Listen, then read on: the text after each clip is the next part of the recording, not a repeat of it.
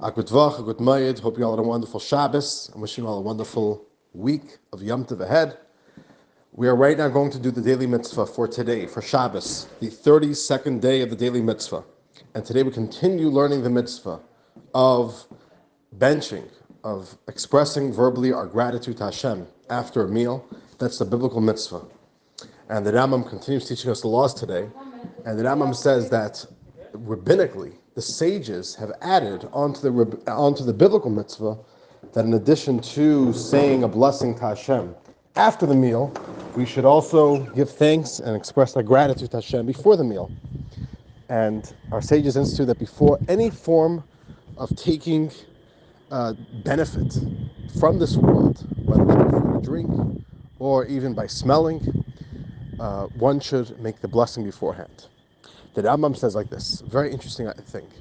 The one who came up with the concept and ratified the exact text for all the blessings was Ezra, the great sage Ezra, known as Ezra the scribe, who led the team of sages, and a very, very important figure in Judaism. They say he was as great as Moses. If Ezra lived in the times of Moses, he would have been Moses. And Ezra is the one who came up with the exact wording for all of the blessings, the many, many blessings that we Jews say. The Rambam says like this: it is totally improper and inappropriate to change, to add, or to take away in any of the blessings that Ezra and the sages that partnered with him have instituted. The way they made the blessings is very, very sacrosanct, and you are not allowed to make any amendments to that text.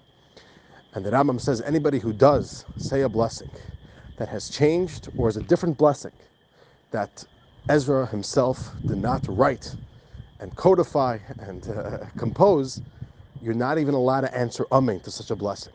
It's an invalid blessing. It means nothing. It doesn't do anything. So it's very interesting because I just saw by the solar eclipse, there was a discussion. Is there a blessing for a solar eclipse? Maybe there should be a blessing. Maybe we should make a blessing. And sometimes you see these things, come up with a new blessing.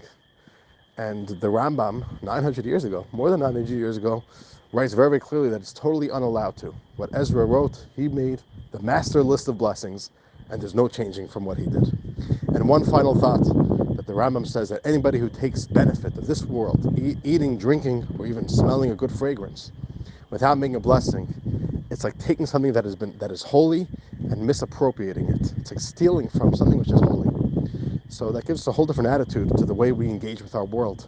It's a beautiful world with so much goodness to offer to us, but everything is Hashem's property. And when we make a blessing, that is the appropriate way how we engage with the world.